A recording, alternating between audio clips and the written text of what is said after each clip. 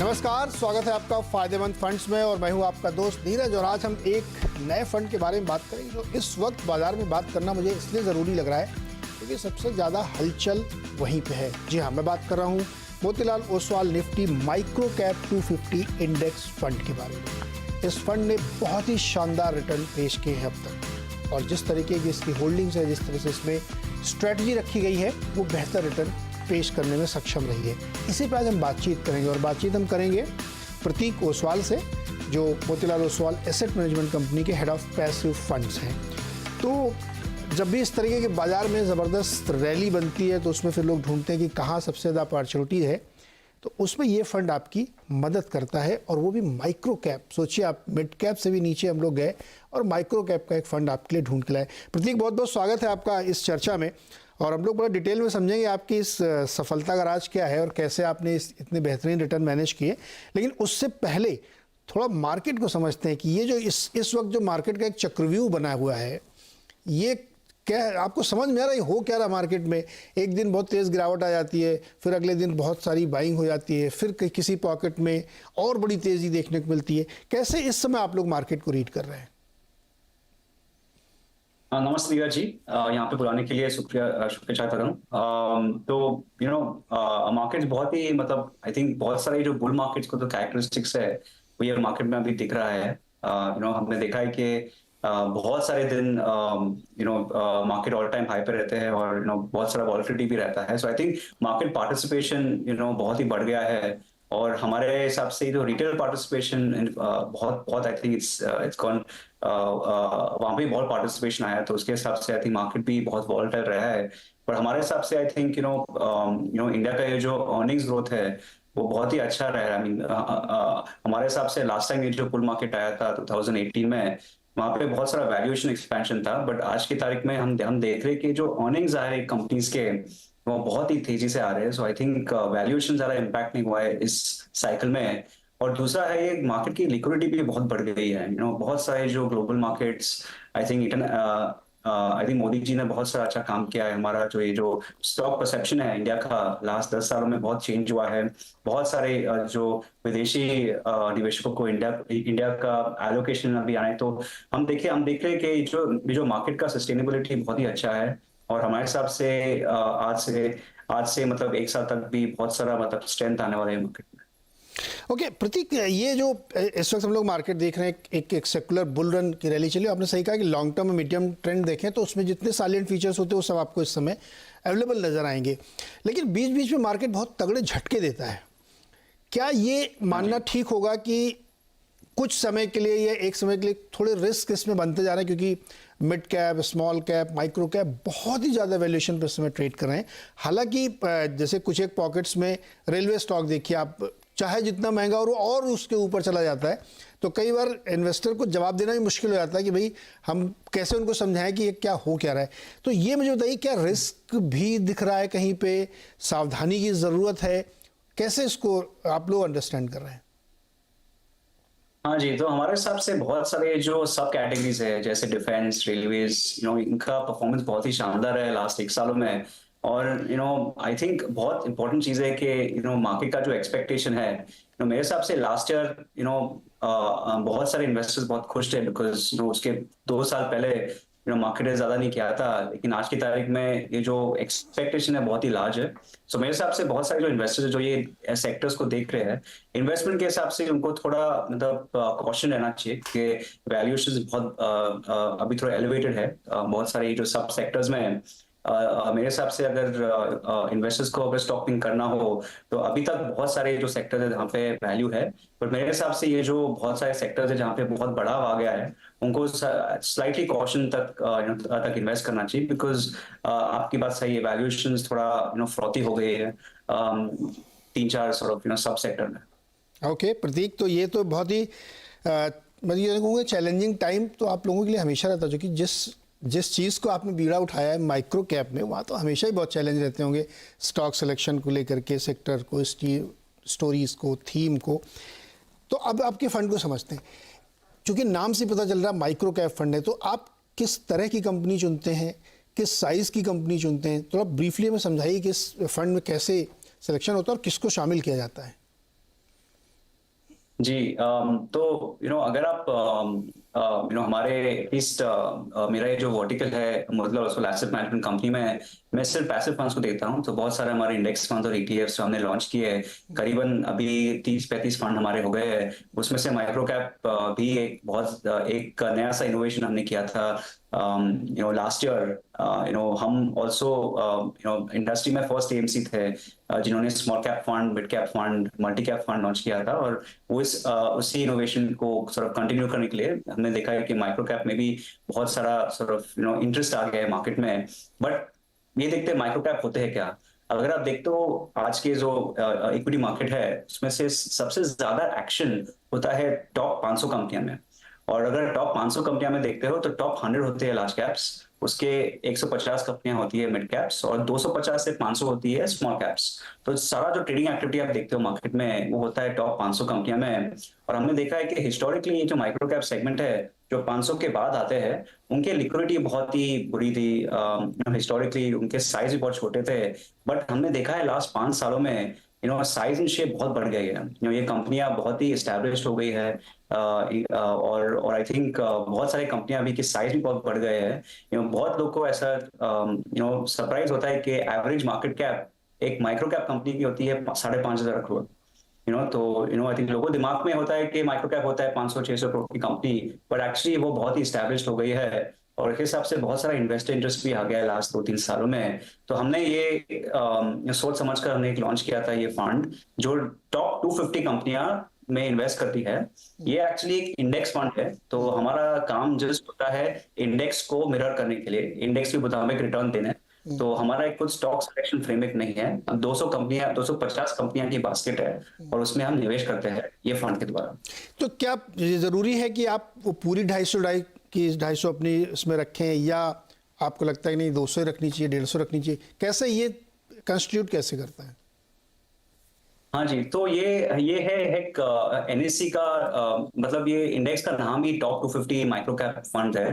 तो इंडेक्स के मुताबिक हम रेप्लिकेट करते हैं, और हमने देखा है कि ये सेगमेंट में स्टॉक स्पेसिफिक रिस्क बहुत ही ज्यादा रहती है। मैं बोलना चाहूँगा कि बहुत सारा इन्वेस्टर इंटरेस्ट आया इस सेगमेंट में, लेकिन स्टॉक पिकिंग के लिए ये सेगमेंट थोड़ा रिस्की है, बिकॉज बहुत सारे स्टॉक्स के वॉलेटिलिटी बहुत हाई रहते हैं।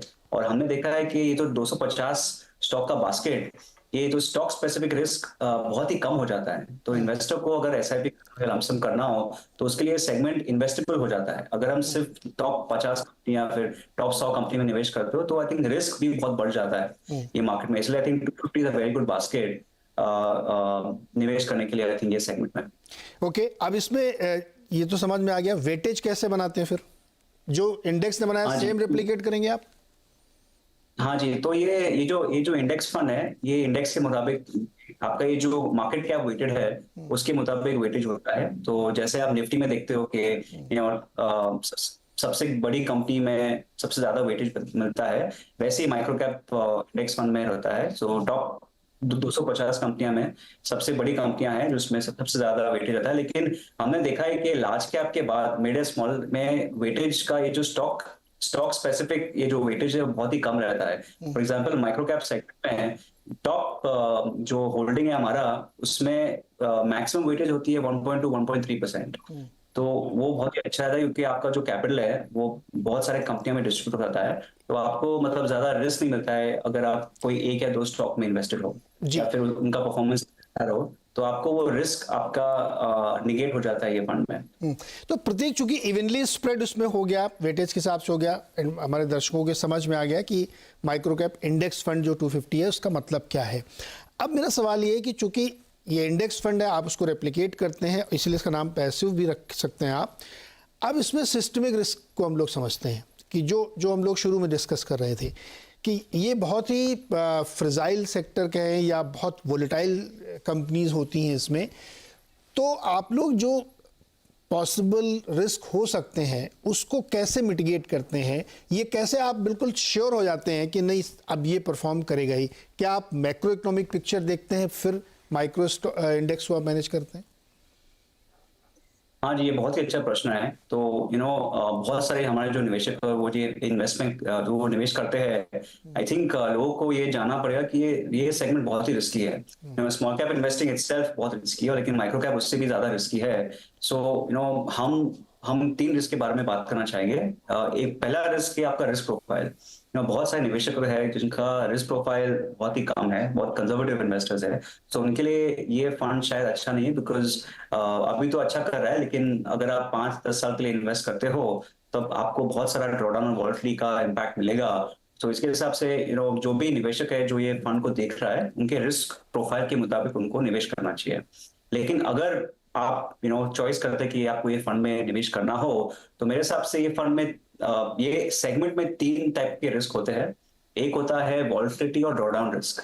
हमने देखा है कि ये सेगमेंट में ड्रॉडाउन आपके निफ्टी के मुताबिक बहुत ही ज्यादा रहता है। जब मार्केट टूटता है जो हर मतलब 5 से 7 साल में होता है, तब ये सेगमेंट का जो ड्रॉडाउन है वो निफ्टी के से ज्यादा होता है और निफ्टी से लंबा भी ज्यादा होता है। तो निफ्टी का क्या रिकवरी बहुत ही अच्छा है, लेकिन माइक्रो कैप सेगमेंट में रिकवरी बहुत स्लो होता है। तो हमारे हिसाब से अगर आपको ये रिस्क मिटिगेट करना हो, तो फिर हमारे हिसाब से ये सबसे बेस्ट फंड है एसआईपी के लिए। एसआईपी में अगर आप टॉप ऑफ द मार्केट में आप इन्वेस्ट चालू करें एसआईपी में, आपका रिटर्न या फंड में बहुत ही अच्छा रहता है। अगर आप एसआईपी रिटर्न देखते हो फंड में on 1 year, 2 year, 3 year, 10 years, 15 years, तो बहुत ही अच्छा। तो I think risk mitigation of drawdown and volatility अगर आप सिस्टमैटिकली इन्वेस्ट करते हो तो वो बहुत ही अच्छा रहता है। दूसरा रिश्ता होता है लिक्विडिटी का। हमने देखा है कि ये जो सेगमेंट है उसमें लिक्विडिटी का बहुत बड़ा इशू है। तो हमारे फंड में भी अभी हमारा फंड करीबन होगा 700-800 करोड़ का साइज, लेकिन हमारे हिसाब से ये मार्केट के कंडीशन में अगर हमें आई थिंक मोस्ट प्रॉब्ली 1300 या 1400 1400 करोड़ का जो साइज है उसके ऊपर हम जा नहीं सकेंगे। तो हमें एक्चुअली फंड को शायद लमसम से बंद करना होगा। लेकिन हमारे हिसाब से ये जो लिक्विडिटी रिस्क है ये आपका म्यूचुअल फंड में आपका नहीं रहता है। हमने देखा है कि हमारा जो एक्सपीरियंस है मतलब उस फल का इंडेक्स फंड में मैनेज करना, हमने आई थिंक इंडिया का सबसे first small cap fund launch किया था 4 या 5 साल पहले, और तभी भी सेम रिस्क है, लेकिन हमने बहुत ही अच्छा काम किया है वो फंड में। I think liquidity second risk है जो हमारा बहुत एक्सपीरियंस है और हमारे हिसाब से हम मिटिगेट कर सकते हैं। तीसरा है company specific risk. Micro cap में बहुत सारी कंपनियां होती है जहाँ पे उतार चढ़ाव बहुत रहता है, कंपनी के वॉलेटिलिटी बहुत होता है और बहुत सारे कंपनीज डिफॉल्ट भी होते हैं। तो उसका रिस्क एक्चुअली आप ये 250 कंपनियां का बास्केट खरीदते हो तो आपका एक कंपनी स्पेसिफिक रिस्क आपका निकल जाता है। अगर 250 कंपनियां में से 5 या 10 या 15 या 20 कंपनियां का जो वैल्यूएशन नहीं रहता है या फिर उनका प्राइस जीरो भी होता है, आपका इन्वेस्टमेंट परफॉर्मेंस उसका उससे ज्यादा फर्क नहीं पड़ेगा। तो मेरे हिसाब से ये जो तीन रिस्क है ये प्रोफाइल में, तो आप ये तीन स्ट्रैटेजी करके कर सकते हो। ओके प्रतीक, एक छोटी सी और समझाइए मैं दर्शकों को। आपने कहा 1400-1500 करोड़ से ऊपर जा नहीं सकते हैं, वो क्या रेगुलेटरी इश्यूज है? हाँ, तो क्या होता है नीरज जी के ये फंड में जो मार्केट लिक्विडिटी है आज की तारीख में एक्चुअली लिक्विडिटी बहुत बढ़ गई है। हमने लॉन्च किया था ये फंड जुलाई 2023 में, और तब से आई थिंक लिक्विडिटी डबल या 2.5 टाइम्स हो गई है। सो आई थिंक वो अच्छी बात है। और लॉन्ग टर्म में हमारे हिसाब से जब हम लॉन्च करते हैं फंड, हम 10 साल के बारे में सोचते हैं, तो हमारे हिसाब से नेक्स्ट 5 या 10 साल में हमें प्रॉब्लम नहीं पड़ेगा। लेकिन इंटरम में हमें प्रॉब्लम पड़ सकता है कि अगर हमें रीबैलेंस करना हो, इंडेक्स फंड में हर 6 महीने रीबैलेंस करना है पोर्टफोलियो, और उसमें एक प्रतिशत आई थिंक 15 से 20% का ये फंड है उसको रीबैलेंस करना होगा। तो अगर हमारा मतलब करीबन 1500 करोड़ का अगर हम AUM होता तो हमें करीबन 200 से 300 करोड़ का रीबैलेंस करना हो, तो उसमें शायद हमें थोड़ा चैलेंजेस मिल सकते हैं। लेकिन हमारे हिसाब से डिप्लॉयमेंट आज की तारीख में बहुत ही मतलब सिंपल है, बहुत लिक्विडिटी है। लेकिन अगर एक साइज के बाद थोड़ा डिफिकल्ट हो सकता है, और तभी जब भी होगा ऑब्वियसली हमारा काम है इन्वेस्टर का पैसा मैनेज करना, और उसके हिसाब से हम कॉल लेंगे अगर ये फंड को लमसम की तरह ओपन रखना है कि नहीं। लेते हैं यहाँ पे एक छोटा सा ब्रेक, और ब्रेक के बाद प्रतीक जी से ये समझेंगे कि इसके अंदर रिस्क मिटिगेट अगर करना है तो वो क्या क्या ध्यान रखने वाली चीज़ें हैं मन फंड्स में। और आज हम बातचीत करें प्रतीक ओसवाल से, एक माइक्रो कैप फंड में निवेश करने के क्या फ़ायदे और क्या रिस्क हो सकते हैं, इसको समझ रहे हैं। कि जो माइक्रो कैप का स्पेस है हमारे यहाँ, या उसमें स्मॉल कैप भी जोड़ लें हम लोग, स्मॉल से माइक्रो कैप का जो पूरा स्पेस है बहुत बूम कर रहा है इस समय इंडिया में, बहुत सारी नई नई थीम्स आ रही हैं। तो एज ए फंड मैनेजर आपको ये लगता है कि ये जो नई चीज़ें उभर के आ रही हैं, बहुत सारी नई कंपनीज आ रही हैं, हज़ारों की तादाद में लिस्टिंग हो चुकी है पिछले 2-3 हज़ारों तो नहीं, सैकड़ों लिस्टिंग हो चुकी होंगी पिछले 2-3 सालों में, क्या ये स्पेस आपको बहुत राइजिंग प्रॉमिसिंग लगता है, या आपको लगता है कि नहीं इसमें चैलेंजेस अभी भी उतने ही हैं, अभी भी उस तरीके की कंपनीज नहीं आ रही जिस पे आप आगे जाके बहुत ट्रस्ट कर सकें? हाँ जी, तो मेरे हिसाब से सेबी का ये जो डेफिनेशन है स्मॉल या माइक्रो कैप्स का, ये बहुत ही स्टैटिक है। इसका मतलब है 10 साल बाद भी स्मॉल कैप का वही होगा। और मेरे हिसाब से ये जो मार्केट है स्मॉल कैप्स, ये लास्ट 4 या 5 साल में बहुत ही मतलब बहुत एडवांस हो गया है। मुझे याद है 2019 में जब हमने small cap fund index fund launch किया था, तब average small cap company in India का साइज था करीबन 4,500 करोड़। आज वो हो गया है करीबन 20,000 करोड़। तो जो रिस्क होता है 4,500 करोड़ की मार्केट कैप की कंपनी और 20,000 करोड़ की मार्केट कैप कंपनी बहुत ही अलग होती है। तो मेरे हिसाब से आज की तारीख में small caps almost mid caps की तरह बिहेव कर रही है 5 साल पहले। और अगर आप 10 या 15 साल के बाद देखोगे तो एवरेज स्मॉल कैप हो सकती है 1 लाख करोड़, 1.5 लाख करोड़। सो आई थिंक मेरे हिसाब से बहुत ही इंटरेस्टिंग सेगमेंट है। और I think wealth creation opportunity सबसे ज्यादा स्मॉल और माइक्रो कैप्स में हो सकती है। लेकिन स्टॉक पिकिंग मतलब रिस्क भी सबसे ज्यादा हो सकती है। तो मेरे हिसाब से जो भी निवेशकों को ये सेगमेंट में आई थिंक निवेश करना हो, तो आई थिंक म्यूचुअल फंड बहुत ही अच्छा माध्यम है इन्वेस्ट करने के लिए, और एसआईपी बहुत ही अच्छा माध्यम है इन्वेस्ट करने के लिए। हमने ये भी देखा है कि ये सेगमेंट में एनालिस्ट कवरेज बहुत ही कम है। इसका मतलब है एफिशिएंसी जो है स्मॉल कैप्स में बहुत ही आई थिंक इतना ज्यादा है नहीं। For example large cap segment में हर जो स्टॉक होता है उसके करीबन 25 ऑन एवरेज 25 स्टॉक एनालिस्ट होते हैं, इंस्टीट्यूशनल एनालिस्ट होते हैं। माइक्रो कैप में ये 3 से कम है। इनफैक्ट हमारे जो 250 स्टॉक के बास्केट है उसमें से ऑलमोस्ट 40% की जो स्टॉक्स है उनके मतलब एनालिस्ट है ही नहीं। तो वैल्यू डिस्कवरी के लिए बहुत ही अच्छा सेगमेंट है अगर आप कर सको। सो आई थिंक वो भी बहुत अच्छी बात है। Third is promoter holding. हमने देखा है कि हिस्ट्री में देखोगे इंडियन मार्केट या फिर यूएस मार्केट में जो भी कंपनियां हैं जहां पे which is led and manage by founders, जो और उनके प्रोमोटर होल्डिंग बहुत ही ज्यादा होते हैं, उनका जो इक्विटी कैपिटल मार्केट परफॉर्मेंस बहुत ही अच्छा रहता है लॉन्ग टर्म में। अगर आप लार्ज कैप सेगमेंट में देखते हो आज, तो जो भी कंपनियां जिसमें 70% ज्यादा प्रमोटर होती हैं वो सिर्फ 100 में से सिर्फ 4 कंपनियां हैं।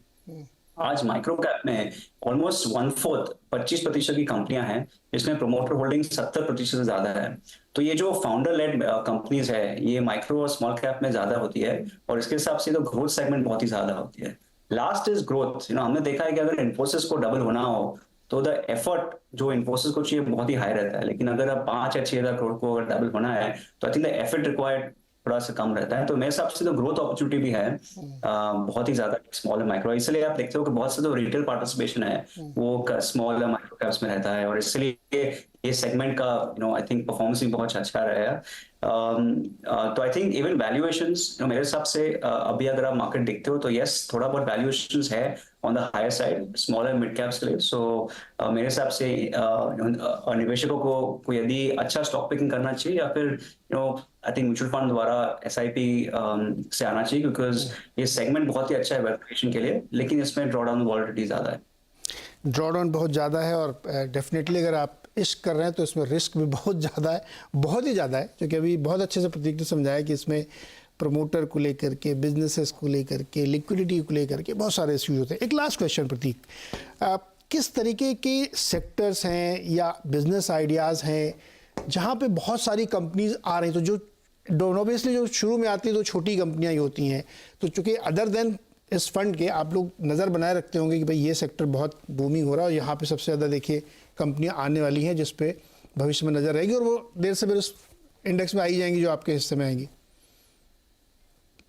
हाँ जी, सो आई थिंक डिजिटल का जो थीम है ये बहुत ही पावरफुल है, और हमारे हिसाब से ये सेगमेंट में बहुत सारे कंपनियां नेक्स्ट 5 या 6 सालों में आ रही।